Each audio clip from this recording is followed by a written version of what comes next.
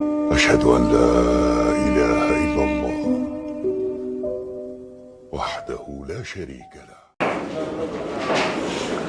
அன்புள்ள சகோதரர்களே, இன்றைய இந்த அதிகாலை நேர வகுப்பிலே அல்லாஹு ரப்புல் ஆலமீன் அல் குர்ஆனிலே சொல்லக்கூடிய ஒரு வசனத்தை அடிப்படையாக வைத்து சில குண மாற்றங்களும் பண்பாட்டு மாற்றங்களும் அஹ்லாக்குடைய மாற்றங்களை பற்றியும் ஒரு சில விஷயங்களை இந்த இடத்திலே சொல்லலாம் என்று நினைக்கின்றேன். அன்புள்ள சகோதரர்களே, அல்லாஹு தஆலா அல் குர்ஆனிலே சொல்லி காட்டுகிறான், ஃபஅஃபு அன்ஹும் வஸ்தக்ஃபிர் லஹும் வஷாவிர்ஹும் ஃபில் அம்ர் ஃபஇதா அஸம்த ஃபதவக்கல் அலல்லாஹ். அல்லாஹு தஆலா சொல்லுகிறான், அதாவது அவர்களை நீங்கள் மன்னித்து விடுங்கள், ஃபஅஃபு அன்ஹும் அவர்களை மன்னித்து விடுங்கள், வஸ்தக்ஃபிர் லஹும் அவர்களுக்காக நீங்கள் பாவ மன்னிப்பு தேடுங்கள், வஷாவிர்ஹும் ஃபில் அம்ர் அவர்களோடு ஆலோசனை செய்யுங்கள், ஃபஇதா அஸம்த நீங்கள் ஒரு விஷயத்திலே முடிவெடுத்து விட்டீர்கள் அப்படி என்று சொன்னால், உறுதி எடுத்து விட்டீர்கள் என்று சொன்னால், ஃபதவக்கல் அலல்லாஹ் அல்லாஹ் மீது நீங்கள் தவக்குல் வையுங்கள், அல்லாஹு தஆலா தவக்குல் வைக்கக்கூடியவர்களை விரும்புகிறான். இந்த வசனத்தை நீங்கள் எடுத்து பார்த்தீங்கன்னு சொன்னால், நாம் எப்பொழுதும் பேசக்கூடிய பண்பாட்டு மாற்றங்கள், அதுபோல குண ரீதியான மாற்றங்கள், நற்குண ரீதியான மாற்றங்கள் சம்பந்தமான விஷயத்திலே ஒரு மிக முக்கியமான இன்னொரு பகுதியை இது சொல்கிறது.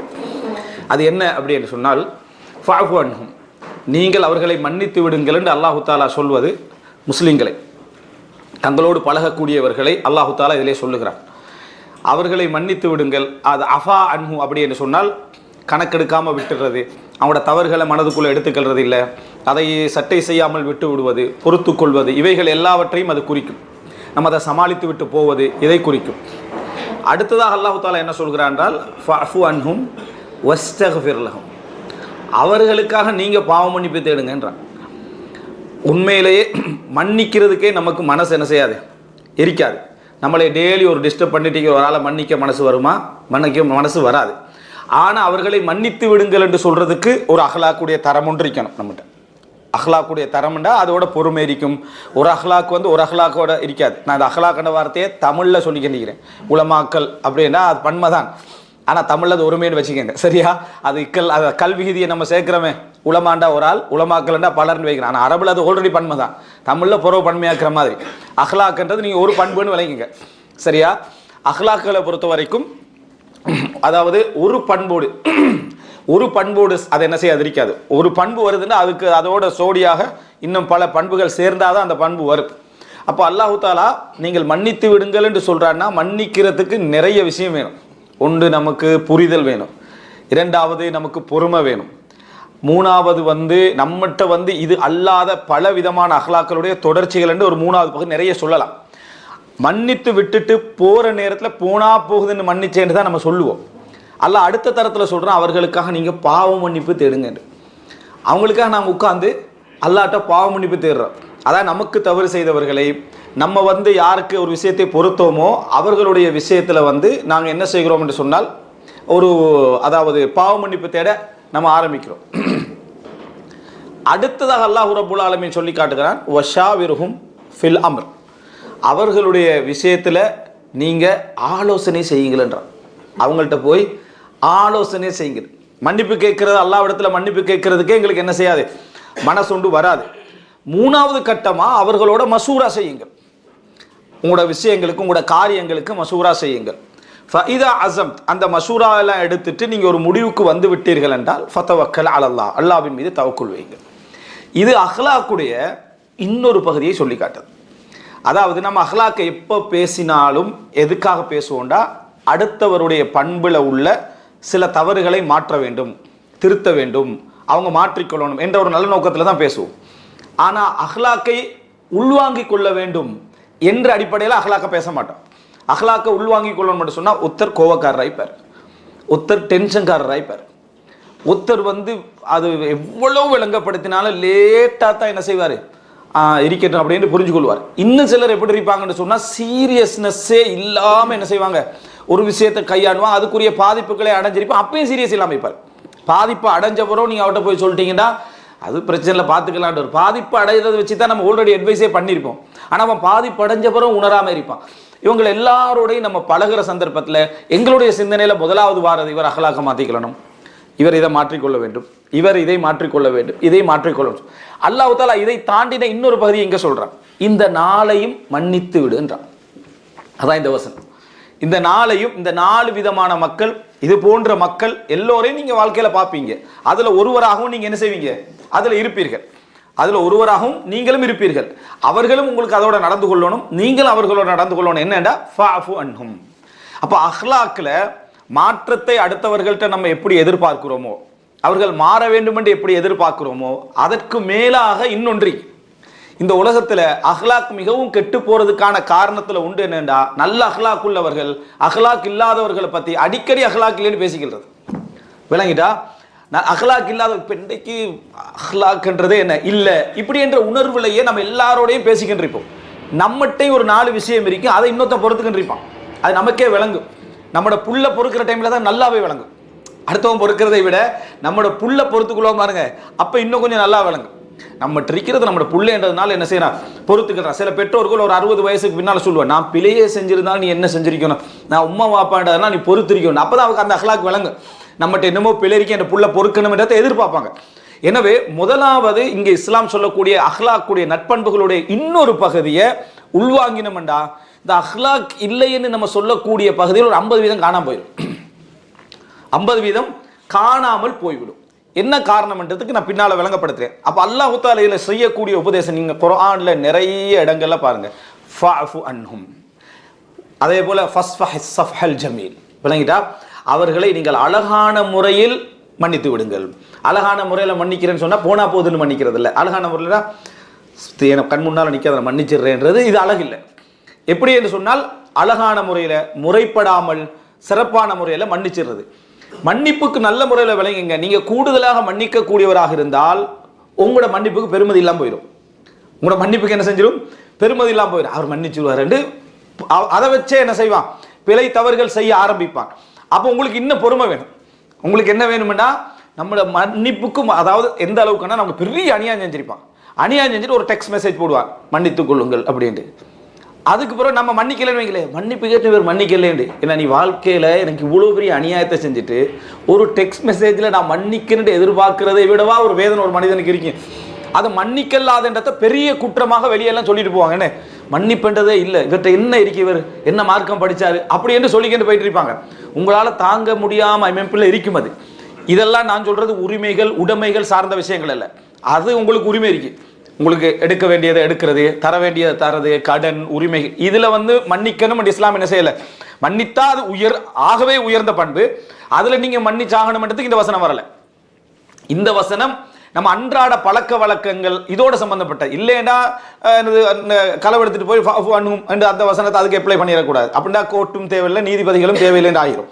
முதல் விஷயம் நம்ம புரிஞ்சுக்கொள்ளணும், அஹ்லாக்குடைய இன்னொரு பகுதி என்பது குர்ஆன் சொல்லக்கூடிய அழகான தர்பியா என்பது, நீங்க அஹ்லாக் இல்லாத இடங்கள்ல மனிதர்கள் நடந்து கொள்ற நேரத்தில் அல்லது அவர்களுக்கு அஹ்லாக் மிகைத்து தவறு விடக்கூடிய நேரத்தில், அந்த நேரங்களில் எல்லாம் நீங்க என்ன செய்யணும்டா, ஃபஅஃபு அன்ஹும், அவர்களை மன்னித்து விடுங்கள். வஸ்தக்ஃபிர் லஹும், அவர்களுக்காக பாவ மன்னிப்பு தேடுங்கள். வஷாவிருஹும் ஃபில் அம்ர், அவர்களோடு மசூரா செய்யுங்க. இந்த வஷாவிருஹும் ஃபில் அம்ர் மட்டும்தான் நமக்கு ஞாபகம். மசூரா செய்யுங்க, மசூரா செய்யுங்கன்னு மட்டும் ஞாபகம் இருக்கு. ஆனா யாரோட மசூரா செய்யுங்கன்னு அல்லாஹ் தஆலா சொல்றான்டா, நீங்க யாரை மன்னிச்சீங்களோ, யாருக்காக மன்னிப்பு கேட்டீங்களோ அவர்களோட மசூரா செய்யுங்கன்றான்.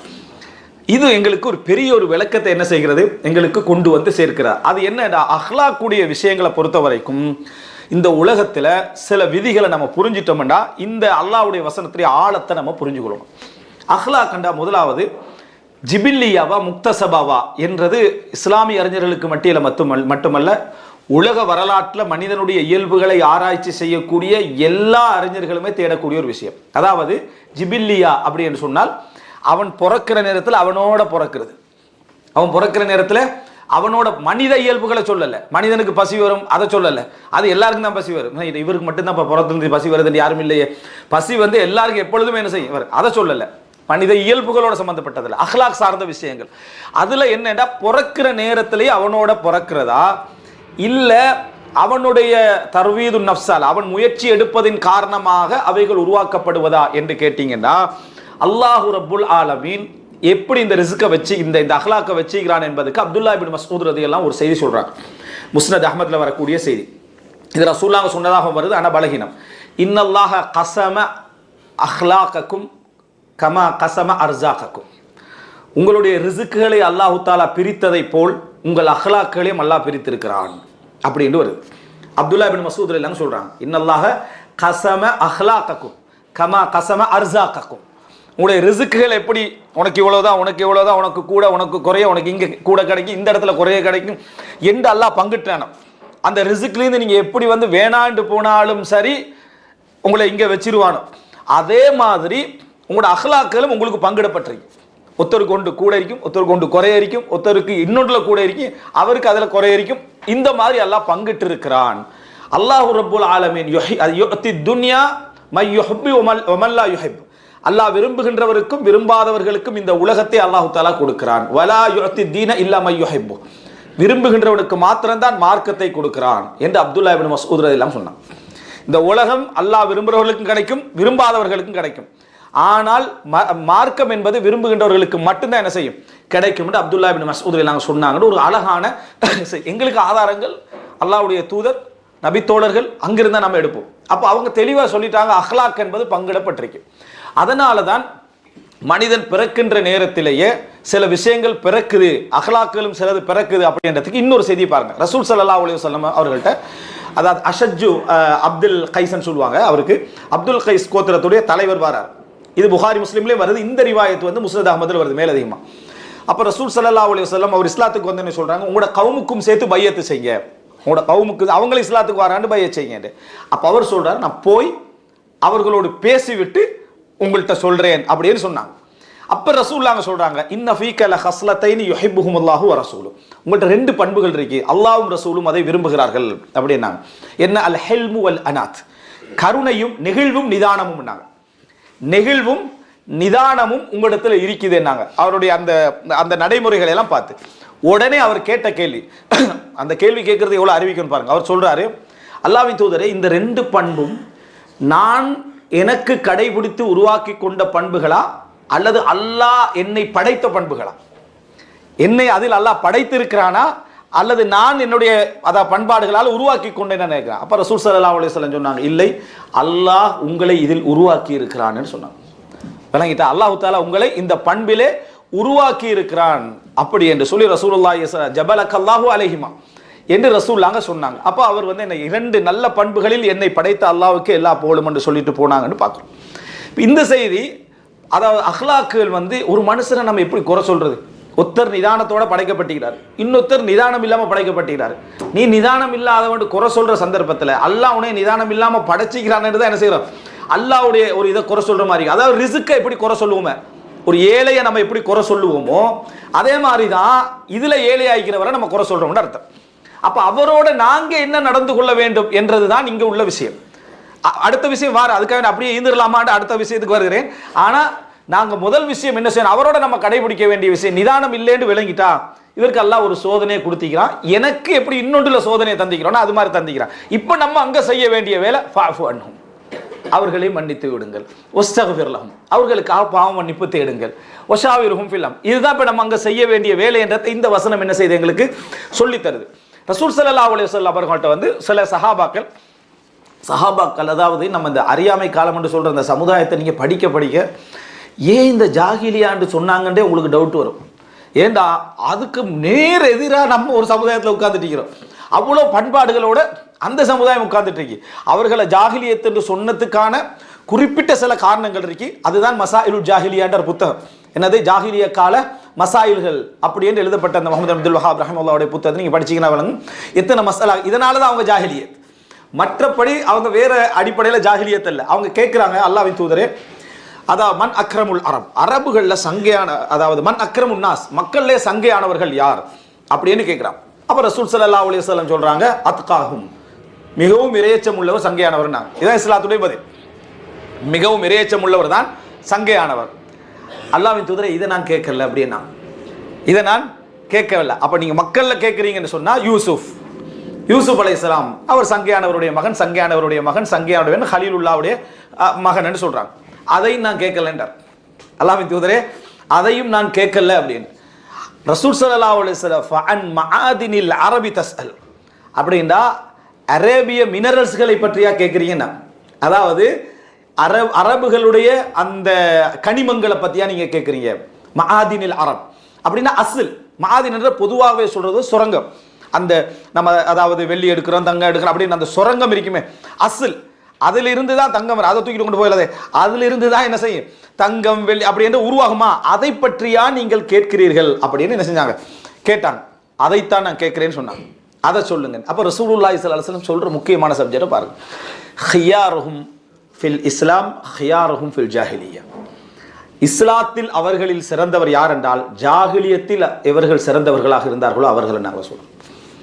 இஸ்லாத்தில் அவர்கள் அந்த நீங்க அந்த அந்த குவாலிட்டியை கேட்குறீங்கன்னா ஜாஹிலியத்திலே அந்த குவாலிட்டி என்ன செய்யும் அதே இடத்துல இருந்திருக்கும், இஸ்லாத்திலே அதே இடத்துல என்ன செய்யும் அது இருந்திருக்கும். இதா ஃபக்ஹு, ஆனா ஒரே நிபந்தனை, இந்த மார்க்கத்துக்கு வந்த பின்னால் அவர்கள் மார்க்கத்தை விளங்கி கொண்டால், இந்த மார்க்கத்தை புரிந்து கொண்டால், அப்ப இஸ்லாத்துல இன்னொரு இடத்த அவங்க என்ன செய்யறாங்க அடைகிறாங்க. இல்லைன்னா அந்த பண்பாடு அப்படியே இருந்துரும். இஸ்லாத்துக்குள்ள வந்த பிறகு இஸ்லாத்தை புரிஞ்சு கொண்டாங்கன்னா அந்த இடத்துக்கு வராங்க. இப்ப ரசூல் ஸல்லல்லாஹு அலைஹி வஸல்லம் சொன்னதை அப்படியே அபூபக்கர் ரலியல்லாஹு அன்ஹு, உமர் ரலியல்லாஹு அன்ஹு, உஸ்மான் ரலியல்லாஹு அன்ஹு, அலி ரலியல்லாஹு அன்ஹு, அபூதர் இப்படி எல்லாம் நீங்க எடுத்து போட்டு பாருங்க, எல்லாருக்கும் அப்படியே மெச்சாகும்.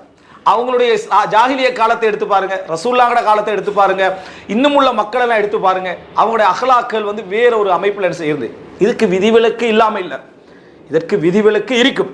அதாவது நல்ல சிறந்த குணமுள்ளவர்களாக இருந்தாலும் இஸ்லாத்துக்கு வராதவர்களாக அவங்க என்ன செஞ்சிருப்பாங்க இருந்திருப்பாங்க. அதனால ரசூலுல்லாஹ் நிபந்தனையா சொல்றாங்க இதா ஃபக்ஹு, அவர்கள் மார்க்க விளக்கத்தை அடைந்து கொண்டார். அப்ப ஹியாருஹும் ஃபில் இஸ்லாம் ஹியாருஹும் ஃபில் ஜாஹிலியா. இதை நீங்க எப்படி ரசூலுல்லாஹ் மனித இயல்புகளை பத்தி பேசுறாங்கன்றத புரிஞ்சு கொள்றதுக்கு எப்படி ஒரு அழகான வசனம் எப்படி புரிஞ்சுக்கிறாங்க ரசூலுல்லாஹ். மூணு அடிப்படையில் பதில் சொல்றாங்க. அதுக்கு ஃபர்ஸ்ட் தக்குவான்ட்டாங்க, அதை கேட்கலன்ட்டாங்க. யூசுப் அலைஹிஸ்ஸலாம்ன்றாங்க, அதை நான் கேட்கல. அரபுகளில் சிறந்தவங்களை சொல்லுங்க என்று சொன்னோடனே ரசூலுல்லாஹ் அந்த அடிப்படையான அந்த பண்பாட்டுக்கு போறாங்க. அப்போ ஜாஹிலிய காலத்தில் சிறந்தவர் தான் இஸ்லாத்தில் சிறந்தவர்டா.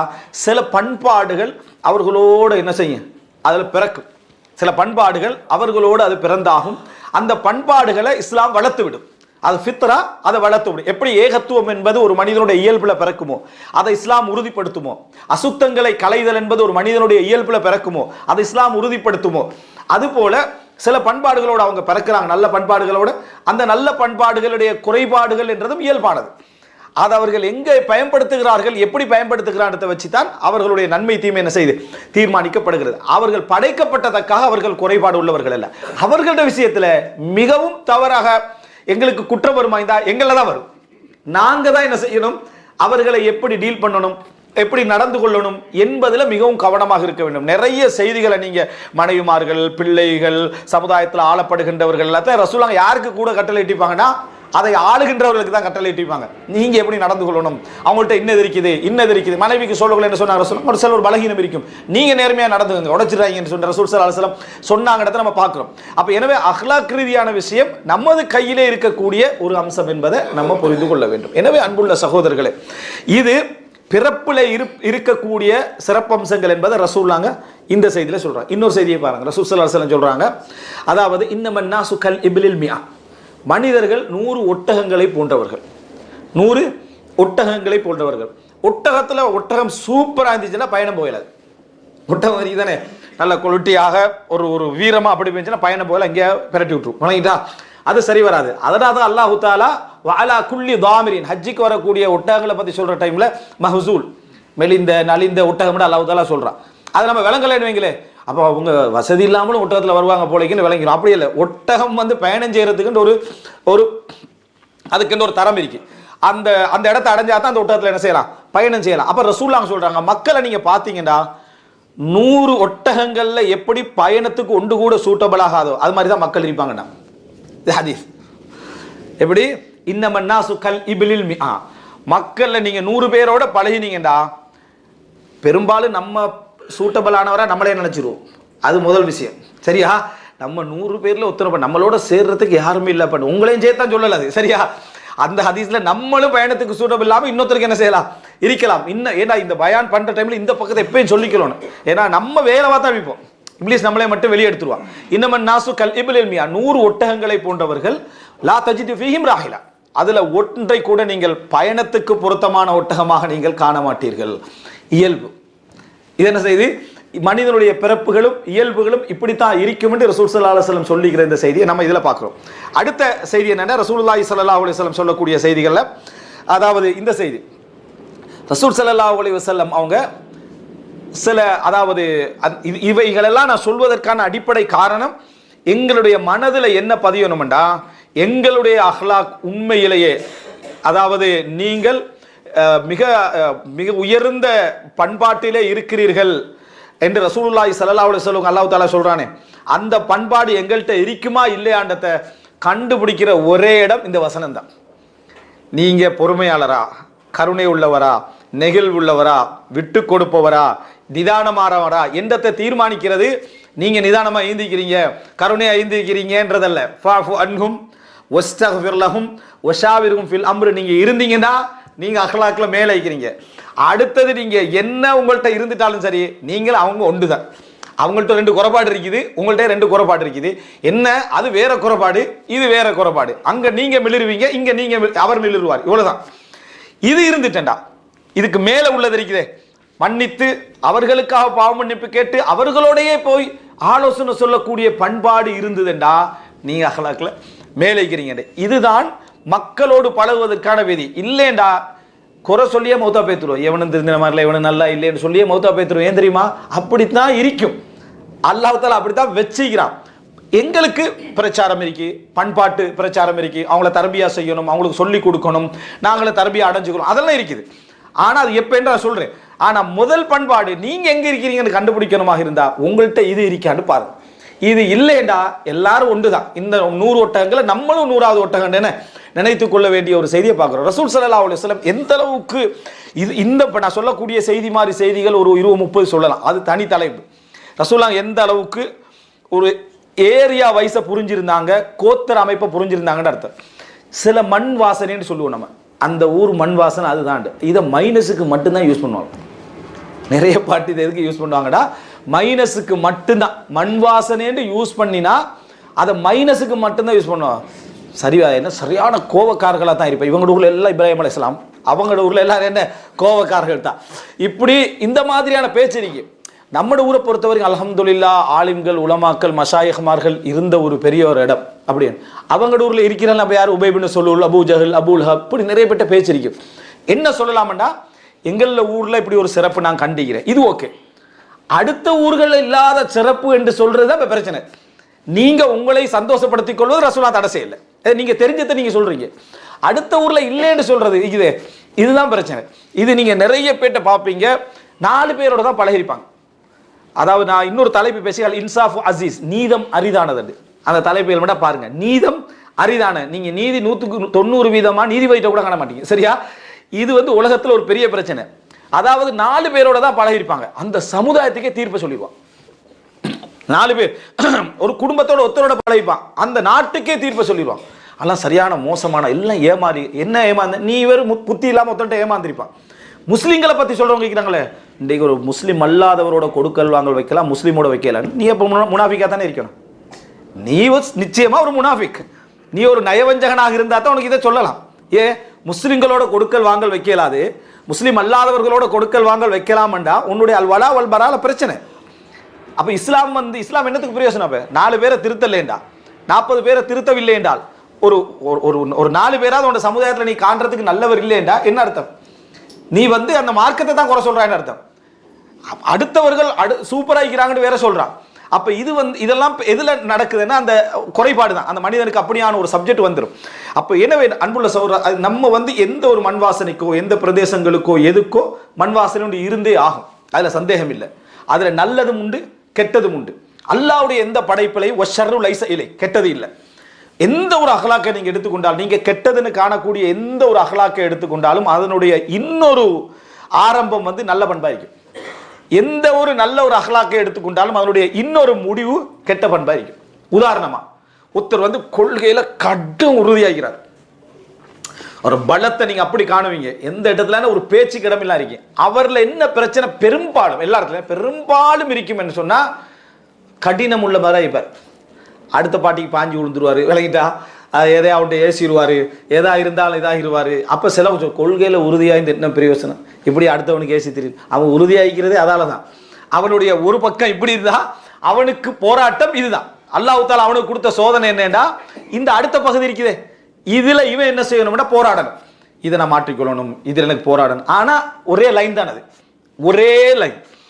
மென்மை இருக்கும், நிதானம், நிதானம் என்ற பண்பு இருக்கும். நிதானம் நளினம் அப்படியே நீங்கள் எடுத்து பார்த்தீங்கன்னு சொன்னால் அந்த மக்களால் லேசாக பொறுமையாக்கலாம், லேசாக விட்டு கொடுத்துறான். நம்ம மழை மாதிரி நினைக்கிறதெல்லாம் மடு மாதிரி நினச்சிட்டு போய்த்துருவான்.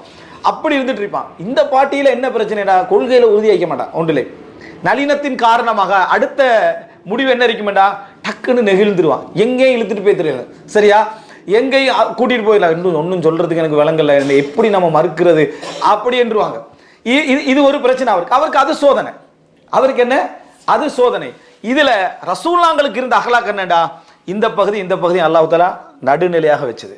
இன்னக லஅலா ஹுலுகின் அதீம், நீங்க உச்சகட்ட சிறப்பான பண்பாடுகளிலே நீங்க என்ன செய்றீங்க, இருக்கிறீங்க. அதாவது ரசூலுல்லாஹி ஸல்லல்லாஹு அலைஹி அஹ்லாக் வந்து இஅ்திதால், எல்லாத்துலயும் ரசூலுல்லாஹ்களுக்கு அல்லாஹ் தஆலா ஒரு நடுநிலையான ஒரு தன்மையை கொடுத்திருந்தான். இது உங்களுக்கு போராட்டம். எதுல போராட்டம்டா, இந்த பக்கத்துல உறுதிய, இந்த பக்கத்துல போராட்டம். சிலரை பார்த்தீங்கன்னு சொன்னா எது கெடுத்தாலும் அவசரமா தர்மம் செய்வாங்க, அல்லாஹ்வுடைய விஷயத்துல அவசரமா தர்மம் செய்வாங்க. அவருடைய அடுத்த பக்கத்தை பார்த்தீங்கன்னா ஊதாரியா இருப்பார். இந்த பக்கத்தை பார்த்தீங்கன்னா ஊதாரியா இருப்பார். அதாவது பணத்தை சரியா எப்படி கண்ட்ரோல் பண்றது, எப்படி நளினம் ஒன்றும் தெரியும், சும்மா செலவு வச்சிருப்பார். தர்மம் வந்ததா நல்ல விஷயம் தானே, நம்ம உதாரித்தனம் செய்யறதை இங்கே கொடுத்துருவோண்டு இப்படி செய்து கொண்டிருப்பார். அதனால தான் ரசூலுல்லாஹி ஸல்லல்லாஹு அலைஹி வஸல்லம் சிறப்பான தர்மத்தை சொல்லக்குள்ள என்ன சொன்னாங்க, ரசூலுல்லாஹ் எப்படி அந்த அஹ்லாக்கையும் அமலையும் சொடப்படுத்துறான்னு பாருங்க.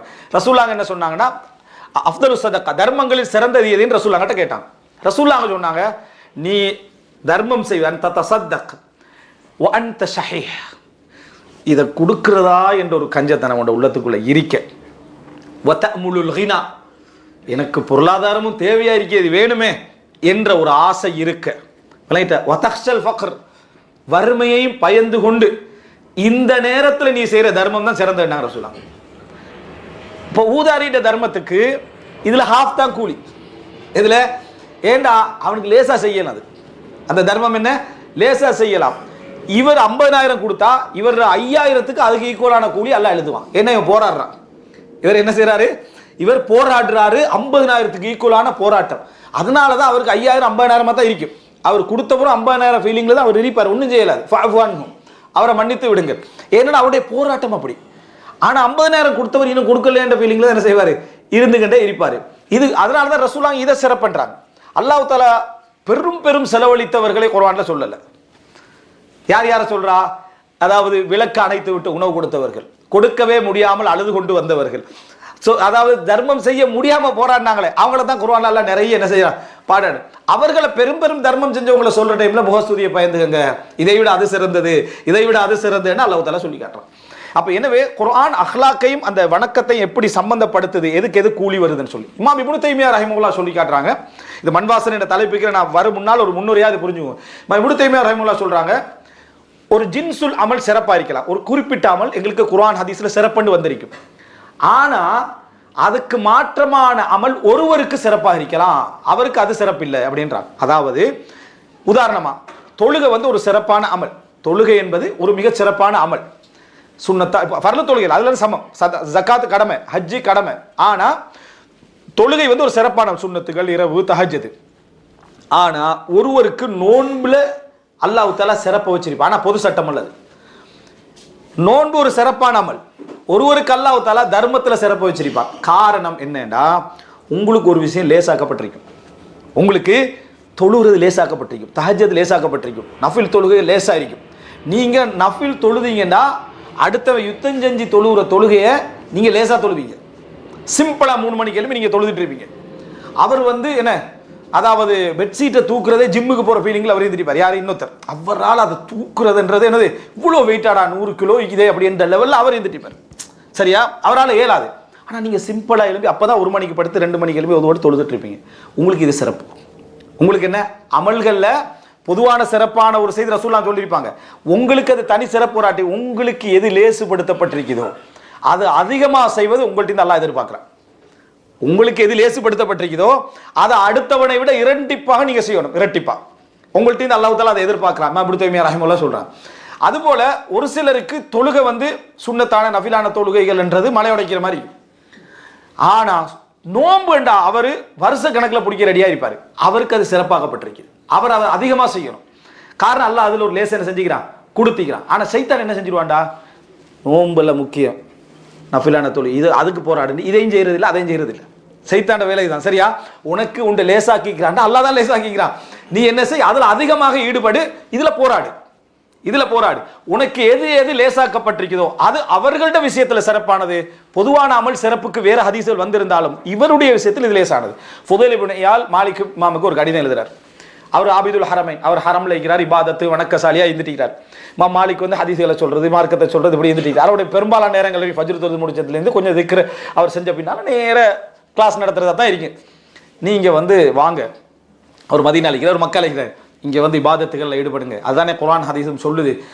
இது சிறப்பான வேலைகளை நீங்க செய்யறது சிறப்பு தான், ஆனா அதை விட சிறப்பு இந்த வணக்க வழிபாடுகள் என்று சொன்னோன்னு மாலிக்குடைய ஃபிக்ஹ் பாருங்க. மாலிக் எழுதுறாரு, அல்லாஹு தஆலா உங்களுக்கு எதில் வாய்ப்பு தந்திருக்கிறானோ அதில் அல்லாஹ் உங்களை சிறப்புப்படுத்திக்கிறான்.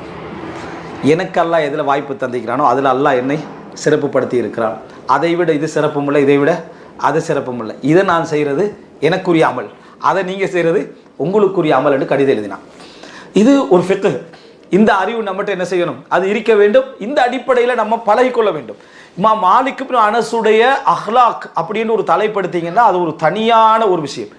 கொஞ்சம் காலம் அவர் பள்ளிக்கு வர இல்லாத ஒரு நிலைமை வந்துட்டு 5 நேரம் வந்தவர். அவர்கிட்ட கேட்குறாங்க, என்னத்துக்கு நீங்கள் பள்ளிக்கு வரலன்னு. அப்போ சொன்ன லைசக்குல்லுன்னா அக்தர் ஐயக்கூல பிஉத்ரி, தன் காரணங்களை சொல்வதற்கு எல்லோருக்கும் சக்தி இல்லை நாங்கள் சொல்லலாம். இமாம் மாலிக் எல்லாருக்கும் என்ன காரணமாக நான் செய்யவில்லை என்று சொல்ற சக்தி இல்லை, சிலது காரணமே உங்களுக்கு சொல்ல முடியாமல் இருக்கும் என்று இமாம் மாலிக் சொன்னதாக நம்ம பார்க்குறோம். அஹ்லாக் சரியா. எனவே இந்த மாற்றம், அதாவது நம்ம என்ன புரிஞ்சு கொள்றோம்னா, இந்த இயல்புகள் அல்லாஹ் தஆலா சிலருக்கு சில இயல்புகளை கொடுத்திருப்பான். அது அல்லாஹ் தஆலா அதில் அவரை சிறப்புப்படுத்திக்கிறான். அவருடைய இன்னொரு பகுதி அவருக்கு போராட்டமாக அமையும். அது அவரோட வாழ்க்கை ஃபுல்லாக நன்மை. சிலர் எனக்கு எப்படி அமைஞ்சிக்க நினைக்கிறாங்க, இல்லை, உங்களுக்குரிய அஜிர் அல்லாஹ் லேசா வச்சுக்கிறான். நீங்க காலம் ஃபுல்லா இதுல போராடுங்க, அது உங்களுக்கு நன்மை எழுதப்பட்டு கொண்டே இருக்கும். ஒரு மனிதனுக்கு அல்லாஹ்விடத்துல ஒரு அந்தஸ்து இருக்கும். இன்ன ரஜுல் லா யகூனு லஹு இன்தல்லாஹி மன்சிலா, ஒரு அந்தஸ்து இருக்கும். ஆனா அவரது அமல்கள் அந்த அந்தஸ்துக்கு போற மாதிரி இருக்காது. அல்லாஹ் ஒரு இடத்தை வச்சுட்டா இவருக்கு இதாண்டு, அவர் செய்யற அமல் என்ன செய்யாது, அதுக்கு ரீச் ஆகிற மாதிரி இல்லை. அல்லாஹ் என்ன செய்வான், ஃபலா யஸாலுல்லாஹு யப்தலி பிமா யக்ரா, அவர் வெறுக்கக்கூடிய காரியங்களை கொண்டு அவரை சோதித்து கொண்டே இருப்பான் அந்த இடத்தை கொடுக்கும் வரைக்கும். அவர் வெறுக்கிற ஒரு காரியத்தை அல்லாஹ் அவருக்கு வச்சிடுவான், அதுல அவர் போராடிக்கொண்டே இருப்பார். போராடிக்கொண்டே இருப்பதன் காரணமாக நன்மையை எழுதி அந்த அந்தஸ்து அல்லாஹ் கொடுத்துருவோம். சுப்ஹானல்லாஹ். நினைச்சு பாருங்க, எப்படிப்பட்ட ஒரு அமைப்பு அல்லாஹ் எங்களுக்கு தந்திக்கிறார். அப்ப ரசூலுல்லாஹி ஸல்லல்லாஹு அலைஹி வஸல்லம் அவர்கள் இந்த இயல்புகளை சில பிரதேசங்கள் எல்லாத்தையும் ரசூலுல்லாஹ் அளந்து சொல்றாங்க. ரசூல் ஸல்லல்லாஹு அலைஹி வஸல்லம் உடைய அந்த சமூகவியல் அறிவு இருக்குதானே, அது பெருசு. ரசூலுல்லாஹ் சொல்றாங்க, அதாவது கடுமையான தன்மை, அதாவது அல்-கிலல் வல் ஜஃபா, கடும் தன்மை எங்க இருக்குமெண்டா கிழக்கு பிரதேசம் என்றாங்க ரசூலுல்லாஹ். கிழக்கு பிரதேசத்தை சொல்லி, அதாவது அது அரபிய தீபகற்பத்தில் கிழக்கு பிரதேசத்தில் உள்ள இடத்துல ரசூலுல்லாஹ் சொல்றாங்க. யாரை சொல்றாங்கடா, அல் ஃபத்தாதீன் அஹ்லில் வபர். ரசூலுல்லாஹ் வர்ணனை பாருங்க, அல் ஃபத்தாதீன் அஹ்லில் வபர் அஸ்னாபுல் இப்லி வல் பக்கர். அதுக்கு பிறகு ரசூலுல்லாஹ் சொல்றாங்க ஃபீ ரபீஅத வ முதர் அப்படின்னா. இது அடையாளங்கள், ஹதீஸ் ஃபுல்லா சொல்லல. அதாவது முதர் ரபிஆ கோத்திரங்கள் அப்ப குஃப்ர்ல இருக்கிறாங்க. அவங்க கிழக்குல தான் என்ன செய்றாங்க, இருக்கிறாங்க. ரசூலுல்லாஹ் முதர் கோத்திரத்துல வந்தவங்க தான் கிழக்குல அவங்க இருக்கிறாங்க. அப்ப சொல்றாங்க, அவர்கள் ஆடு மாடு ஒட்டகம் மேய்ப்பவர்கள், உரோமம் கூடாரங்களில் இருக்கக்கூடிய மக்கள். அல் மதரண்டா கிராமங்கள் சிட்டியில இருக்கிறவங்க, வணங்கிட்டா. வபர் என்று சொல்றது உரோம கூடாரங்கள்ல இருக்கக்கூடிய மக்கள், ஒட்டகங்களுடையும் மாடுகளுடையும் வாளை பிடித்துக் கொண்டு செல்லும்னா அவங்கள அதுகளை மேய்க்கக்கூடியவர்கள் என்று ரசூலுல்லாஹ் சொல்லிட்டு சொல்றாங்க, கடும் தன்மை அவர்கள்ட்ட இருக்கும் அப்படின்றாங்க. இது ரசூல் ஸல்லல்லாஹு அலைஹி வஸல்லம் சொன்னதா அறிஞர்களுடைய தஃப்சீர்களை எடுத்து பார்த்தீங்கன்னா பல காரணங்கள் சொல்றாங்க. ஒரு அஹ்லாக் சில மனிதர்களுடைய இயல்பின் காரணமாக அவர்கள ஒரு குறிப்பிட்ட ஜெனரேஷன்ல உருவாகிறது. அது இல்லாம போகணும்னா பெரும் போராட்டம் ஒன்று என்ன செய்யணும், கொடுக்க வேண்டும். அஹ்லாக்களை மாற்ற முடியும், கெட்ட அஹ்லாக்களை மாற்றி நல்ல இடங்களுக்கு கொண்டு வர முடியும், அது மாற்ற வேண்டும். சொல்லிட்டு ரசூல் அதுக்கு மாற்றமா சொல்றாங்க, அஹ்லுஸ் சகீனா மென்மையுடையவர்கள், அஹ்லுல் யமன் அஹ்லுல் கனமனா ஆடு மெய்ப்பாளர்களான யமன் பிரதேசத்து மக்கள் அப்படின்னு ரசூலுல்லாஹி ஸல்லல்லாஹு அலைஹி வஸல்லம் சொன்னாங்க. இப்போ அங்க என்ன பிரச்சனை, இங்க என்ன பிரச்சனைடா, எங்க சரியான மென்மை தன்மை இருக்குமோ அவசரமா வழிகட்ட கொள்கைலாம் வந்து சேர்ந்துடும். சட சட சடன்னு வந்து சேர்ந்துடும். வந்து சேர்ந்தீங்கன்னா நீங்க பாத்தீங்கன்னா அதுக்குள்ள வந்து குழப்பங்கள் என்ன செஞ்சிடும், அவசரமா சேர ஆரம்பிக்கும். ஏன்னா அவங்க மென்மையானவங்க, எதிர்க்கிறதுக்கு என்ன மிகவும் காலம். ரசூலுல்லாஹ் சொல்ற லவ் அதைத அஹ்ல உம்மான் மா தரபுக வமா சப்புக், சஹீஹ் முஸ்லிம். நீங்க ஓமான் வாசிகளிடத்திலே சென்றிருந்தால் அவர்கள் உங்களை அடித்திருக்கவும் மாட்டார்கள், ஏசி இருக்கவும் மாட்டார்கள்ன்றாங்க. சஹீஹ் முஸ்லிம்ல வர செய்தி. ஒரு பிரச்சாரம் செஞ்சு போட்டு வராங்க, அவருக்கு அடிச்சுக்கிறாங்க. ரசூலுல்லாஹ் சொல்ற லவ் அதைத அஹ்ல உம்மான், நீங்க ஓமான் வாசிகளிடத்திலே சென்றிருந்தால் மா சப்புக வமா தரபுக், உங்களை அடித்திருக்கவும் மாட்டார்கள், ஏசி இருக்க மாட்டார்கள். இயல்பு, ஒரு சமுதாயத்தோட இயல்பை பத்தி ரசூல் ஸல்லல்லாஹு அலைஹி வஸல்லம் சொல்லக்கூடிய விஷயம். இப்போ இது ஒரு முக்கியமான பண்பாடு. கிழக்கில் சொல்ற டைம்ல ஃபத்தாதீன் என்றாங்க ரசூலுல்லாஹ். அதாவது அந்த ஒட்டகத்தை விரட்டக்கூடிய அந்த மாட்டை விரட்டக்கூடிய அந்த தன்மை சொல்றாங்க. ஷேக் நாசருத் அல்பானி சொல்றாரு, நான் சின்ன வயசுல ஒரு புத்தகம் வாசிச்சிருந்தேன். அதாவது தஅதீருல் லிபாஸ் அலா அஹ்லாகின் நாஸ், ஆடை ஒரு மனிதனுடைய பண்பாட்டிலே ஏற்படுத்தக்கூடிய செல்வாக்கு என்ன, ஒரு ட்ரெஸ் வந்து எப்படியெல்லாம் அவனோட அஹ்லாக்க என்ன செய்யும், மாற்றும் என்று சொல்றார். அவர் சொல்றார், இஸ்லாம் அதை எப்படியெல்லாம் என்ன செய்யுது, உண்மைப்படுத்துது. இஸ்லாம் அந்த அதாவது ஆடையுடைய விஷயங்கள் எப்படி கவனிக்குது. நீங்க பார்க்கலாம், வீதியில அதாவது சாதாரண ஆடைகளை உடுத்து கொண்டு, தைக்கப்படாத இத்து போன ஆடையை உடுத்துக்கொண்டு குனிஞ்சு கொண்டு போற அதே மனிதனுக்கு நீங்க சிறப்பான ஆடைகளை உடுத்துட்டீங்கன்னா அவன் நிமிர்ந்துட்டு போவான். ஏன்னா அவன் அஹ்லாக்ல அது என்ன செய்யுது, மாற்றத்தை ஏற்படுத்துது. அவன் டிஃபரெண்டான ஒரு இடத்துக்கு அவனுக்கு என்ன செய்யுது, அது கொண்டு வருது. ஆடை, ட்ரெஸ், அவனோட ட்ரெஸ்ஸை மாற்றி விட்டீங்கன்னா அவனோட பண்பு என்ன செஞ்சிருது, மாறிடுது. ஆடை அப்படிப்பட்ட செல்வாக்கு என்ன செய்யும், உண்டாக்கும் அப்படின்றான். அப்போ ஆடை உண்டாக்கும்டா நம்ம செய்யற தொழில் உண்டாக்கும். நம்ம ஏரியாவில் உள்ள நம்ம சாப்பிடுகின்ற உண்ணுகின்ற அதுவைகள் என்ன செய்யும், உண்டாக்கும். நமது பெற்றோர்கள் உண்டாக்குவாங்க, நமது சூழ்நிலைகள் உண்டாக்கும், நம்ம பட்ட கஷ்டங்கள் உண்டாக்கும். அப்படி அந்த தன்மைகள் மாறி வரும். அப்போ அவர்கள்ட்ட லீடர்ஷிப் குவாலிட்டி, நிர்வாகம் குவாலிட்டி அதெல்லாம் இருக்கு. ஏன்னா ஒரு சின்ன ஒரு ஸ்ட்ராங் இருக்கணும். மென்மையான பாட்டியெல்லாம் தலைமைக்கு போனோன்னா நின்றுகல மாட்டான். ரெண்டு என்னது சேனல்ல வர விமர்சனத்தோட ஓடிடுவாங்க. அப்படி விமர்சிப்பாங்களா இல்லையா, தலைமைண்டா விமர்சனம் வந்துடும். அதுக்கெல்லாம் கடுமையான ஒரு சப்ஜெக்ட் இருக்கணும். கேட்டுட்டு போகாத எல்லா விஷயத்துக்கும் காது கொடுக்காத ஒரு தன்மையோட என்ன செய்யணும், அதுக்கு இருந்தா தான் உறுதியா நிக்கலாம். அப்ப ரசூலுல்லாஹி ஸல்லல்லாஹு அலைஹி வஸல்லம் அவங்கள அப்படி சொல்றாங்க, இவங்களை எப்படி சொல்றாங்க. இன்னொரு செய்தி பாரு, இதுல நான் ஆழமா போகல, என்ன காரணம்னா இது வேற தலைப்பு. அக்ரா இப்னு ஹாபிஸ் நஜித் பிரதேசத்தை சேர்ந்தவர் ரசூலுல்லாஹ்கிட்ட வந்து இஸ்லாத்த சப்ஜெக்டை பேசிட்டீங்கன்னு சொல்றாங்க. உங்களுக்கு பையத் செஞ்சுக்கிறதெல்லாம் சுர்ராக்குல் ஹஜீஜ், ஹஜ்ஜில் கொள்ளையடிக்கிற பாட்டிகள் தான்றான். இது வந்து புகாரில வருது. எப்படி வருது, ஹஜ்ஜில் கொள்ளையடிக்கிறார்கள் தான் உங்களுக்கு பையத் செஞ்சுக்கிறவங்கள சுர்ராக்குல் ஹஜீஜ் என்றாங்க. யாரு, அபூதர் கிஃபாரி கோத்திரம், ஜுஹைனா, முசைனா, அஸ்லம். உண்மை சரியா, அஸ்லம், ஜுஹைனா, முசைனா, கிஃபார் இந்த கோத்திரங்கள் எல்லாம் அதாவது ஹஜ்ஜிக்கு வர டைம்ல அதுல உள்ள சிலர் வந்து இந்த கொள்ளையடிக்கிறதெல்லாம் அந்த காலத்துல என்ன ஃபேமஸ் ஆயிடுச்சு. ரசூலுல்லாஹ் அபூதர் யாருன்னு கேட்குறாங்க, அபூதர் இஸ்லாத்துக்கு வர டைம்ல அபூதர் அப்படின்றாங்க. எந்த கோத்திரம், கிஃபார்னு ரசூல் ஸல்லல்லாஹு அலைஹி வஸல்லம் கொஞ்சம் முகத்தை என்ன செஞ்சாங்க, சுழிச்சுக்கினாங்க. கிஃபாரா அப்படின்னு சொல்லி ரசூலுல்லாஹ் முகத்தை சுழித்தார்கள் என்ற செய்தி வரும். அதை சொல்றாரு அவர். அப்ப ரசூல் ஸல்லல்லாஹு அலைஹி வஸல்லம் சொல்றாங்க, அவர்கள் கத்தஃபான் அது போல இன்னும் சில கோத்திரங்களை சொல்லி இவர்களை விட சிறந்தவர்கள் என்றாங்க ரசூலுல்லாஹ். இவர் சொல்றாரு ஹஜ்ஜிகள்ல கொள்ளையடிக்கிறவங்க, அது நடந்தது உண்மைதான். ஆனா அவங்க தான் இஸ்லாத்துக்கு ஃபர்ஸ்ட் வந்தாங்க. அவர்கள் என்ன செஞ்சாங்கடா, இஸ்லாத்துக்கு வேகமா வந்தாங்க. அப்ப ரசூலுல்லாஹ் சொல்றாங்க, அவர்கள் இவர்களை விட சிறந்தவர்கள் என்று ரசூல் ஸல்லல்லாஹு அலைஹி வஸல்லம் இன்ன காரணங்கள் சிறந்தவர்கள் இல்லையான்னு அவர்கிட்ட கேட்கிறாங்க. அக்ரா இப்னு ஹாபிஸ்ட அவர் சொன்ன ஒரு பண்பை மட்டும் வச்சல, சும்மா ஜெனரலா கேட்கிறாங்க. அவர் சொல்றாரு, நாமன்றாரு, ஆம் சிறந்தவர்கள் தான். அப்படின்னா அவருக்கு எவ்வளவு விளக்கம் இருந்திருக்கணும், இவர்களை விட அவர்கள் சிறந்தவர்கள் தான். அப்ப ரசூலுல்லாஹ் சொல்றாங்க, நிச்சயமாக அவர்கள் இவர்களை விட சிறந்தவர்கள். இது ரசூலுல்லாஹ் அவங்க ஹஜ்ஜில் ஆரம்பத்தில் கொள்ளையடிச்சுக்கிறாங்க என்று தெரிஞ்சிருந்தும் இப்போ அவர்களை சிறந்தவர்களான்றா. இஸ்லாம் என்ன செய்யும்டா, சில இயல்பான பண்புகளை எல்லாத்தையும் தூய்மைப்படுத்தி மாற்றி அவர்களை எங்கேயோ கொண்டு வந்து வைக்கும். ஹஜ்ஜில் கொள்ளையடித்த கோத்திரத்திலிருந்து வராங்க, ஆனால் இந்த உலகமே வேண்டாம் என்ற வாழ்க்கையை வாழ்றாங்க. யாரு, அபூதர் கிஃபார் எப்படி இருக்கு, எப்படி அந்த அஹ்லாக் என்ன செய்து மாற்றி விடுகிறது பார்க்கலாம். முதலாவது இஸ்லாத்துக்கு வந்தவர்களோட பட்டியலை சொல்ற டைம்ல நம்ம மறக்கிற ஒரு நபித்தோழர் யாரு, அபூதர் அல் கிஃபாரி. அபூதர் அல் கிஃபாரி ஆரம்பத்துக்கு இஸ்லாத்துக்கு வந்து ஆரம்பத்துக்கு இஸ்லாத்தை பகிரங்கமாக சொன்னவர். சொல்ல போனா உமர் ரலியல்லாஹு அன்ஹுக்கு முன்னால பகிரங்கமாக சொன்னவர். அபூதர் கிஃபார் ரலியல்லாஹு அன்ஹு. எனவே அன்புள்ள சகோதரர்களே, ரசூல் ஸல்லல்லாஹு மண் வாசனையை சொல்ல செய்கிறாங்க. ஆனால் அதனுடைய ப்ளஸ்ஸான மைனஸான சில பகுதிகள் இருக்கு. அது இஸ்லாத்துடைய விஷயங்களை நான் செஞ்சிடும் மாற்றிவிடும் என்பதை நம்ம என்ன செய்ய வேண்டும், புரிந்து கொள்ள வேண்டும். இப்போ இந்த விஷயங்களை நம்ம தெரிந்து கொண்டோம் என்று சொன்னால் அன்புள்ள சகோதரர்களே, நம்ம அதாவது தெரிந்து கொள்ள வேண்டிய இன்னொரு விஷயம் என்ன அப்படி என்று சொன்னால், அதாவது இவைகள் இப்படி பண்புகள் எல்லாம் இருக்குது, இப்படியான பிறப்புகளோடு தான் ஒரு மனிதர்களும் பிறக்கிறார்கள் என்றால் இவைகளை நம்ம மாற்ற முடியுமா என்று கேட்டால் நிச்சயமாக மாற்ற முடியும். நம்ம எந்த அஹ்லாக்ல வளர்க்க முடியும், சிலதை மாற்ற முடியும், சிலதை நம்ம வளர்க்கணும். அல்லாஹ் நல்ல பண்புகளுக்கு இயல்பா தந்திருப்பான். நீங்க அதுல விசாலமா போகணும், அதுல மிக மிக மிக மிக ஆழமாக போகணும். சில பண்புகள் அல்லாஹ் தஆலா எங்களுக்கு போராட்டத்துக்கு தந்திருப்பான். அது இன்னொரு நல்ல பண்புடைய இன்னொரு பகுதியா இருக்கும். அதுல நம்ம நிறைய என்ன செய்யணும், போராடணும். ஆனா சிலர் என்ன செஞ்சிடறாங்க, பொறப்ப மாத்தேலாது இப்படி சொல்லிடுறாங்க. பொறப்ப மாத்தேலான்னு சொன்ன உடனே முழுசா மாத்தேலாதான். ஒரு மனிதன் நான் கோபத்தை இல்லாமாக்க போறேன் அப்படின்னா முழு கோபமும் இல்லாமனா வாழ எழுமா, அவருக்கு கோபமே வராது என்றது அந்த ஆள் வாழ தகுதி இல்லைன்னு அர்த்தம். விளங்கிட்டா? மனிதருக்கு அல்லாஹ் படைச்சிக்கக்கூடிய ஒன்று தான் ஷஹ்வா, ஆசை, மனோ இச்சை, ஆசை என்கின்ற உணர்வு அல்லாஹ் தஆலா எங்களுக்கு என்ன செஞ்சுக்கிறான், படைத்திருக்கிறான். அதன் ஊடாகத்தான் அஹ்லாக்கும் பிறக்குது, நல்லவைகளும் பிறக்குது, கெட்டவைகளும் பிறக்குது, உணர்வுகள் பசி தாகமோன உணர்வும் பிறகு எல்லாம் ஷஹ்வா, அது ஆசை தான். அப்போ அது வேணும். இது இல்லாம போறது இன்றைக்கு நோய், ஒருத்தருக்கு வந்து அந்த ஆசை இல்லாம போயின்ற நோய், டெப்லெட் இருக்கணும், சரியா? அதனால அது இருக்கத்தான் செய்யும். ஆனால் நிச்சயமாக நீங்க ஒரு விஷயத்தை புரிஞ்சுக்கணும், மாற்ற முடியுமானா மாற்ற முடியும்.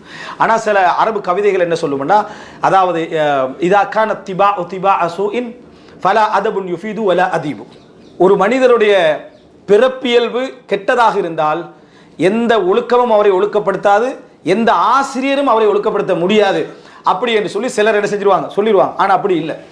அடிப்படை மாற்ற முடியாததாக இருந்தாலும் அதை கட்டுப்படுத்த முடியும், நல்ல பண்புகளை வளர்க்க முடியும். ஆனா தர்வீதுன் நஃப்ஸ், நல்ல அஹ்லாக் உள்ளவர்களோடு எங்களோட வாழ்க்கையை கட்டுப்படுத்திக்கிறோம். அது நம்ம வளர்க்கணும்டா நல்ல அஹ்லாக் உள்ளவர்களோடு. நமக்கு விளங்குது, நமக்கு சார்பா போற ஒட்டி விலகிடணும். நம்முடைய கோபக்காரத்தை இன்னொரு கோபக்காரோட சேர்ந்தா டெவலப் ஆயிடும். அவர் வந்து நல்ல பொறுமைசாலியோடு இருக்கணும், ஏன்னா அவரோட நீங்க பண்பாடாக நடந்து கொள்றதுக்கு அது சிறப்பாக இருக்கும். இன்னொன்று, நல்ல ஆசிரியர்களுக்குள்ள தங்களை அதாவது படிப்புகளை தங்களுடைய தர்பியாக்களை கட்டுப்படுத்திக் கொள்ளணும். மூணாவது, விமர்சகர்களை விரும்பணும், விமர்சிக்கிறவங்களை விரும்பணும். ஏண்டா அதாவது அவன் வல் ஃபதுல் மா ஷஹீதத் பிஹில் அதா, சிறப்புன்றது எதிரி சொல்ற சிறப்பு தான். நண்பர் சிறப்பு சொல்லத்தான் செய்வான், மனைவி முள்ளே சொல்லத்தான் செய்யும். பாப்பா உங்களே மாதிரி ஆளை கண்டில்லை, நீ எப்படி காணுவாய், சரியா? வல் ஃபதுல் மா ஷஹீதத் பிஹில் அதா, எதிரிகள் சொல்ற சாட்சி தான் சாட்சி, சிறப்பண்டா. அப்படின்னா அவன் பெரும்பாலும் விமர்சிக்கத்தான் செய்வான், பெரும்பாலும் விமர்சிக்கத்தான் செய்வான். இதுகளை நம்ம என்ன செய்யணும், எதிரிகளுடைய விமர்சனத்தை விரும்பணும். இவன் ஒரு விமர்சனம் செய்யறான்டா அவனை நம்ம விரும்பணும். இது உங்களை என்ன செய்ய முடியும். நான்காவது, குர்ஆன்லையும் ஹதீஸ்லையும் அதே போல ஆரம்பகால சலஃபுகள்டையும் அவங்கள்ட்ட ஞானங்கள்லையும் வந்த விஷயங்களை அஹ்லாக் சம்பந்தமாக தேடிக்கொண்டே இருக்கணும். இப்போ உதாரணமா நான் ஒரு உதாரணம் சொல்றேன். ஒருத்தர் கேட்கிறாரு, அதாவது மல் ஜுர்ஹல்லதி லா யந்தமில், ஆறாத காயம் எது என்று ஆரம்பகால அறிஞர்கிட்ட கேட்கப்பட்ட ஒரு கேள்வி. ஆறாத காயம் எது? நம்ம திடீர்னு அப்படி கேட்டோம்னா என்ன செய்யும், நம்ம ஏதோ உடல் உள்ள புண்ணை கேட்கிறான்னு நினைச்சிருவோம், சரியா? ஆறாத காயம் எதுன்னு அவருக்கு எடுத்த எடுப்புல அவர் அழகா பதில் சொல்றாரு. அதாவது ஹாஜத்து ஷரீஃபி இலல் லஈம் சும்ம லா யுஜ்தி, கண்ணியமாக வாழ்றவன் அந்த சமுதாயத்தில் இழிவா வாழ்றவன்ட்ட போய் நிற்க வேண்டிய தேவை வந்தும் அது நிறைவேறாமல் இருப்பது இருக்கிறதே, அதுதான் ஆறாத காயம். இப்படி அழகான வசனம். அதாவது ஒரு கண்ணியமா சமுதாயத்தில் வாழ்றவன் அந்த சமுதாயத்துக்கு தகுதியே இல்லாத ஒருவர்கிட்ட போய் என்ன செய்ய வேண்டி வருது, நிற்க வேண்டி வருது. அக்லாக்ல மார்க்கத்துல எல்லாம் இருந்தும் அவரோட தேவையும் என்ன செய்யல, நிறைவேறலைன்றா இது ஆறாத காயம் என்ற. இன்னொரு அறிஞர்கிட்ட கேட்கப்படுகிறது, மஸ்துல் கேவலமண்டா என்ன, இழிவெண்டா என்னன்னு என்ன செய்யுது கேட்கப்படுது. அப்ப கேட்கப்பட்ட நேரத்தில் அவர் சொல்றாரு, வுகூஃபு ஷரீஃபி அலா பாபில் லஈம் சும்ம லா யுஃப்தஹ், கண்ணியமாக வாழக்கூடியவர் அந்த சமுதாயத்தில் ஒரு இழிந்த நிலையில, பொருளாதாரத்தை சொல்லல, தகுதியில தரத்தில் இருந்த நிலையில் வாழக்கூடியவருடைய வீட்டு வாசல்ல நின்றும் அவருக்கு கதவு திறக்கப்படாமல் இருத்தல். அப்படி என்றாங்க. இது உங்களுக்கு என்னத்தை உருவாக்கும், ஞானங்களை உருவாக்கும். நம்ம எப்படி பழகணும் என்ற சிந்தனைகளை என்ன செய்யும் உருவாக்கும், எப்படி நடந்து கொள்ளணும் என்ற இதை உருவாக்கும். அப்ப இந்த 4 விஷயங்கள் எங்கள்கிட்ட வந்து ஊறிப்போய் இருக்கக்கூடிய அஹ்லாக்க மாற்றுவதற்கு சிறப்பாக அமையும். எனவே அஹ்லாக்குகள் மாற்ற முடியும். ஆனா அதுக்கு மிக முக்கியம் நல்ல பண்புடையவர்களோடு எங்களுடைய பண்புகளை செலக்ட் பண்ணி இதில் போராட்டம் யாரோட இருந்தால் எனக்கு வரும் அவங்களோட நம்ம பழக ஆரம்பிக்கிறது. அது காலப்போக்கில் அப்படியே எங்களுக்கு தெரியாமல் அரிச்சு அந்த மாற்றங்களை ஏற்படுத்தும். நல்ல ஆசிரியர்களோடு, அஹ்லாக்குள்ள ஆசிரியர்களோடு, விளங்கிட்டா? அறிவு மட்டுமல்ல, அறிவு இருந்துட்டு போகும், அறிவோடு அஹ்லாக்குள்ள ஆசிரியர்களோடு. அதான் அல்லாஹ் தஆலா என்ன வயுஅல்லிமுஹுமுல் கிதாப வயுஸக்கிஹிம், தஅலீமுல் கிதாப் தஸ்கியா, இது ரெண்டும் உள்ள அந்த ஆசிரியர்களோடு தன்னை பகுதியை இருந்து கொள்றார். விமர்சகர்களுடைய கருத்துக்கு விரும்பி காது கொடுத்தார். விமர்சனம் வந்து அப்படி ஹெப்பியா இருக்கணும், என்னென்னு தெரிஞ்சுக்கல, என்னென்னு தெரிஞ்சுக்கிறதுக்கு. நாலாவது என்ன, குர்ஆன்ல ஹதீஸ்ல அங்கிங்க வரக்கூடிய இந்த அஹ்லாக் சார்ந்த ஞானங்கள் இருக்குது, இந்த ஞானங்களை படிக்கணும். அபு தைபல் முத்தனபியில் ஒரு கவிஞர் சொல்றாரு, இதா தரஹல்த அன் கௌமின் வகத் கதரு அல்லா துஃபாரிகஹும் ஃபர்ராஹிலுனஹும், உங்களை வைத்து கண்ணியப்படுத்த, பாதுகாத்து கொள்ள, செலவழித்து கொள்ள, உங்களை பொறுப்பில் எடுக்க முடிந்திருந்தும் நீங்க அவர்களை விட்டு போக வேண்டிய ஒரு நிலைமை உங்களுக்கு வருகிறது என்றால், போனவர்கள் நீங்கள் அல்ல அவர்கள் தான், போனவர்கள் நீங்கள் அல்ல அவர்கள் தான். எவ்வளோ ஒரு ஞானத்தை எங்களுக்கு கொண்டு வந்தார். ஒரு சமுதாயத்தில் நீங்க இருக்கிறீங்க, அந்த சமுதாயத்துக்கு நீங்க தேவையானவர், ஒரு வைத்தியராக ஆசிரியர் தேவையானவர், சமுதாயத்தில் பொறுப்பானவர். ஆனா நீங்க அந்த ஊர்ல இருந்து உங்களுக்கு போக வேண்டிய ஒரு தேவை வந்துருது, அவங்களுக்கு உங்களை வச்சுக்கலாம். இருந்திருந்து நீங்க போறீங்கடா, போனது நீங்கள் அல்ல அவர்கள் தாண்டா. உங்களுக்கு என்ன செய்யும்டா, இவைகள் சிந்தனையில என்ன செய்யும், நல்ல பிறப்புகளை கொண்டு வந்துரும், நல்ல விளக்கங்களை என்ன செய்யும், கொண்டு வந்து தரும். ரசூல் இதை நம்ம புரிந்து கொண்டோம்டா, இந்த நான் சொன்னக்கூடிய இந்த 4 பகுதிகள் என்ற பகுதிகளை நீங்க புரிஞ்சிட்டீங்கன்னு சொன்னா, சுப்ஹானல்லாஹ், அஹ்லாக் என்பது அல்லாஹு தாலா பிரிச்சு எங்களுக்கு தந்த விஷயம். அவைகள் எங்களுக்கு நிச்சயமாக நல்லதை வளர்க்கணும், கெட்டதுல போராடணும் என்கின்ற ஒரு அம்சம் எங்களுக்கு இருந்து கொண்டுதான் இருக்கும், அதுல சந்தேகம் கிடையாது. அதே நேரம் இந்த மாதிரியான ஒரு கட்டத்தில் வந்து நம்ம பெரும்பாலான பகுதி இந்த அஹ்லாக்ல வெற்றி பெறுற பகுதி எதில் இருக்கேன்டா, எங்கட பக்கத்துல தான் இருக்கு, நம்முடைய பக்கத்துல தான் இருக்கு, நம்முடைய பக்கத்துல தான் இருக்கு. அது என்ன, ஃபஅஃபு அன்ஹும் வஸ்தக்ஃபிர் லஹும் வஷாவிர்ஹும் ஃபில் அம்ர். நீங்க அஹ்லாக்ல எங்க இருக்கிறீங்கிறதுக்கு அடையாளமே உங்களோட பொறுமை, அது இது எல்லாம் இல்லை, இதுதான் நீங்க அஹ்லாக்ல எங்க இருக்கிறதுக்கு அடையாளம். ரசூல் கடைசியா ஒரு செய்தியை சொல்லி முடிக்கிறேன். ரசூலுல்லாஹி ஸல்லல்லாஹு அலைஹி வஸல்லம், ரசூலுல்லாஹி ஸல்லல்லாஹு அலைஹி வஸல்லம் அவர்களுக்கு, அதாவது ஒருவருக்கு வந்து என்ன, ரசூல் ஸல்லல்லாஹு அலைஹி வஸல்லம் ஒரு ஆடை ஒன்று கனிமத்தில் வந்து கிடைச்ச ஒரு ஆடை ஒன்றை கொடுக்க வேண்டியிருந்துச்சு. அது வந்து அதாவது மிஸ்வர் இப்னு மஹ்ரமா ரலியல்லாஹு கொடுக்க வேண்டியிருந்துச்சு. கொடுக்கறதுக்கு ரசூலுல்லாஹ்வுக்கு வாய்ப்பு இல்லை, இவரும் கேட்கறதுக்கு வாய்ப்பு இருக்கல. ஆனா மா இப்னு ஹஜர் அஸ்கலானி சொல்றார், வஃபி குல்கிஹி சித்தா, அவர் எதை அணுகினாலும் கொஞ்சம் கடுமையாக தான் அணுகுவார். போனா என்ன கடுமையாக தான் என்ன செய்வார், அணுகுவார் அப்படின்னு இப்னு ஹஜர் அஸ்கலானி சொல்றார். மகனோட போறாரு, ரசூலுல்லாஹ் வீட்டு வாசல்லேருந்து ரசூலுல்லாஹ் கூப்பிடுங்கன்றார். கூப்பிடுறது அப்படின்னா அல்லாஹ்வுடைய தூதரை கூப்பிடுங்க அப்படின்றாங்க. அந்த அணுகுமுறை வந்து மிஸ்டர் மகனுக்கே என்ன செய்யல, பொறுக்கல. மகன் சொல்றாரு, உங்களுக்காக வேண்டினா அல்லாஹ்வுடைய தூதரை நான் அழைக்க மாட்டேன் என்றார். மகன் அழைக்கல, மகன் அழைக்காம இருந்துட்டார். இப்போ அவர் சொல்றாரு, அவரை கூப்பிடுங்க, இன்னஹு லைஸ பிஜப்பார், அவர் பெருமை பிடித்தவர் அல்ல, அவரை கூப்பிடுங்கன்றார். சுபஹானல்லாஹ், நீங்க நினைச்சு பாருங்க, இவர குணத்துல ஒரு கடுமை இருக்குது, ஆனா என்னது கடுமையை அனுசரிக்கின்றவர் இவர் என்று அவர் விளங்கி வச்சுக்கிறார். அஹ்லாக்குகளே சிறப்பான அஹ்லாக் என்ன தெரியுமா, ஒருத்தருடைய அஹ்லாக்கை அப்படியே ஏற்றுக்கிறது, ஒருடைய அஹ்லாக்கை அப்படியே ஏற்றுக்கிறது. நீ இப்படி இருக்கக்கூடாது, இப்படி இருக்கக்கூடாது, இப்படி இருக்கக்கூடாது என்று சொல்வதை, அது மார்க்கத்துக்கு முரணாக இருந்தாலே தவிர, ஒரு இடத்துல மார்க்கத்துக்கு பிழையாக அந்த அஹ்லாக் வேலை செஞ்சாலே தவிர, அந்த அஹ்லாக் அப்படியே பொறுத்து கொள்றது பெரிய அஹ்லாக். அது அவர் சொல்றாரு, இவர்கிட்ட கடுமை இருக்கு, இவர் சொல்றாரு அவர் பெருமை பிடித்தவரில் அவரை கூப்பிடுங்க. ரசூலுல்லாஹ் எப்படி வந்தாங்கன்னா, அந்த ட்ரெஸ்ஸை எடுத்துக்கண்டு, மஹ்ரமா நான் ஆல்ரெடி ரெடி பண்ணிட்டேன் என்று சொல்லிக்கிறதா ரசூலுல்லாஹ் வந்தாங்க. வெளியே வரும் பொழுதே நான் ஏற்கனவே ரெடி பண்ணி வச்சுட்டேன் என்று சொல்லிக்கொண்டு ரசூலுல்லாஹி ஸல்லல்லாஹு அலைஹி வஸல்லம் வந்தார்கள்ன்றதை பார்க்குறோம். அப்போ சஹாபாக்கள் ரசூல் ஸல்லல்லாஹு அலைஹி வஸல்லம் மரணத்துக்கு பிறகு அழுதார்கள் என்றால் இதுதான் அணைக்கிறதுக்கான அந்த உறவு. தங்களுடைய எல்லா அஹ்லாக்குகளையும் ஒரு தாய் போல, என்ன ரசூலுல்லாஹ் எப்படி ஒரு தாய் 7-8 பிள்ளைகளுடைய குணங்களை ஒரே இடத்துல அணைச்சு கொள்றார், ஒரு தந்தையால கூட அதுல கஷ்டமா இருக்கும். தாயிட அனுசரிப்பு இருக்கு தானே, அது இதாகி நம்ம ஒரு 5-10 நிமிஷம் பிள்ளைய தூக்கி கையில கொடுத்துருவோம் பழகிட்டா. ஆனா அந்த தாயுடைய அரவணைப்பு போல ரசூலுல்லாஹ்வுடைய அரவணைப்பு என்ன செஞ்சது, அந்த அஹ்லாக் அப்படியே ரசூலுல்லாஹ் என்ன செஞ்சாங்க, உள்வாங்கி கொண்டார்கள். இதுதான் ரசூல் ஸல்லல்லாஹு அலைஹி வஸல்லம் அவங்களுக்கு இருந்துச்சு. இன்னொரு செய்தியை சொல்லி முடிக்கிறேன். நம்ம 2 கடுமையான ஒரு நபித்தோழராக யாரை சொல்லுவோம், ஒரு ஸ்ட்ராங்கான உமர் இப்னுல் ஹத்தாப் ரலியல்லாஹு சொல்றோம். உமர் இப்னுல் ஹத்தாப் ரலியல்லாஹு அவர்கள் எப்படி நடந்து கொண்ட ஒரு சம்பவத்தை பாருங்க. உமர் ரலியல்லாஹு அவர்கள் ஒரு உஹது அல்லது பத்ர் யுத்தம், அவருக்கு முன்னால் இஸ்லாத்துக்கு வந்த ஒருத்தர் இருந்தார், அவருடைய சகோதரன் ஸைத் இப்னுல் ஹத்தாப். உமர் ரலியல்லாஹுடைய சகோதரன் ஸைத் இப்னுல் ஹத்தாப் இஸ்லாத்துக்கு வந்தவராக இருந்தாங்க.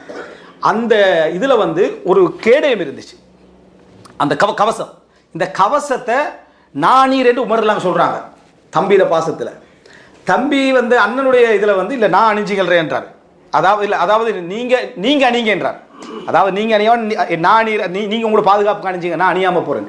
இப்படி ரெண்டு பேருக்கும் கடைசியில் ஒரு போராட்டம் ஆகிட்டு ஹதீஸில் வருது அப்படின்னா ஃபத்தரகாஹா ஜமியான், ரெண்டு பேரும் அணியாமல் யுத்த களத்திற்குள் நுழைந்தார்கள். ரெண்டு பேரும் என்ன செய்யலை, அணியவில்லை, யுத்த களத்துக்குள்ள என்ன செஞ்சாங்க, நுழைஞ்சாங்கன்னு பார்க்குறோம். உமர் இப்னு கத்தாப் ரலியல்லாஹு அன்ஹு யமாமா யுத்தத்தில் என்னது அவர் கொல்லப்பட்டு திரும்பி கொண்டு வரப்படுகிறார். அந்த ஷஹீதாயிட்டார். அந்த ஸைத் இப்னு கத்தாப் ஷஹீதாயிட்டார். வர்ற நேரத்தில் வந்து சபக்தனி ஃபித்னத்தைன் என்றார். ரெண்டு விஷயத்தில் நீங்கள் என்னை முந்தி விட்டீர்கள். சபக்தனி இலல் இஸ்லாம், சபக்தனி இலல் ஷஹாதா.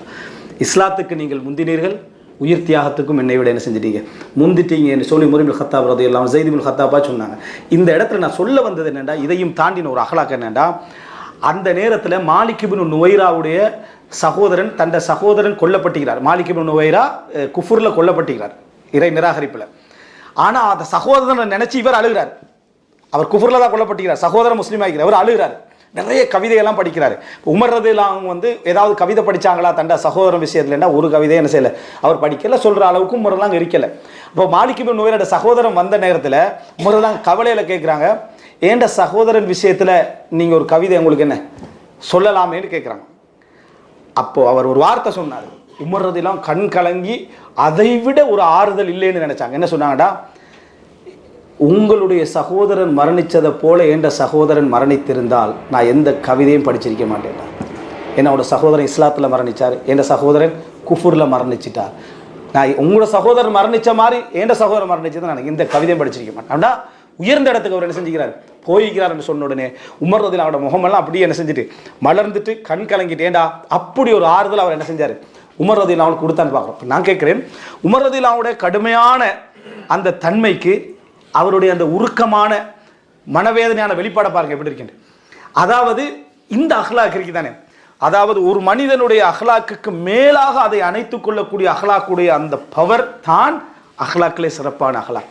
அதைத்தான் இந்த வசனம் சொல்லுது, ஃபஅஃபு அன்ஹும் வஸ்தக்ஃபிர் லஹும் வஷாவிர்ஹும் ஃபில் அம்ர். குணங்களில் ஏதாவது முரண்பாடுகளை நம்மள மற்றவங்க கண்டால் இந்த வசனத்தை செய்யணும். நம்மளோட குடும்பத்தில், நம்மளோட மனைவியில், நம்மளோட பிள்ளைகளில், நம்மளோட சகோதரர்களில், நம்மளோட உறவுகளில் ஒரு தளம்பல் இருந்தால் அவன் போராடி கண்டிக்கிறான். அவன் நிச்சயமாக தனிமையில் ஒரு போராடுறான். முதல் வேலை நான் அஹ்லாக்கில் மேலே போயிடுவேன். ஃபஅஃபு அன்ஹும், மன்னித்து விடுங்கள். அல்லாஹுல கல்லாவோட பாவத்தை மன்னிப்பானாக. ஏதோ அடுத்த நாள் அதுக்கு அடுத்த நாள் ஏதோ வந்தாலும் ஒரு ஃபோன் பண்ணி ஒரு மஷூரா அவன்கிட்ட கேட்டுக்க, அவனோட அஹ்லாக்கை நீங்கள் மாற்றுறீங்க, இப்போ அவரோட அஹ்லாக்கை நீங்கள் மாற்றுறீங்க. எனவே அன்புள்ள சகோதரர்களே, இந்த அடிப்படையில் இந்த வசனத்தை சிறப்பாக புரிந்து அதை சிறப்பாக உள்வாங்கி அதை நடைமுறைப்படுத்தி நல்ல பண்பாட்டுள்ள சமுதாயமாக எமது சமுதாயத்தை நாமும் மாறி பிறரையும் மாற்றி அந்த வழியில் நம்ம அழைத்து செல்வதற்கான சூழ்நிலை அல்லாஹ் ரப்புல் ஆலமீன் அனைவருக்கும் தந்தருள் பாலிப்பானாக. ஹாதா மா இந்தி வல் இல்மு இந்தல்லாஹு வ அகூலு கௌலி ஹாதா வ அஸ்தக்ஃபிருல்லாஹ் லி வ லக்கும். வஸ்ஸலாமு அலைக்கும் வ ரஹ்மத்துல்லாஹி வ பரகாத்துஹு. அஸ்ஸலாமு அலைக்கும். இது உங்கள் பாய் நெட்வொர்க் தமிழ். நம்ம வீடியோஸ் பிடிச்சிருந்தா கண்டிப்பா நம்ம சேனலை சப்ஸ்கிரைப் பண்ணுங்க. இது போன்ற இன்னும் பல பயனுள்ள இஸ்லாமிய காணொளிகளையும் இங்கே கண்டு களிக்கலாம். மறக்காம குடும்பத்தினருக்கும் நண்பர்களுக்கும் ஷேர் பண்ணுங்க. இன்ஷா அல்லாஹ் இன்னும் ஒரு காணொளி வாயிலாக சந்திக்கிறோம். சலாம் சிறுவுகளே.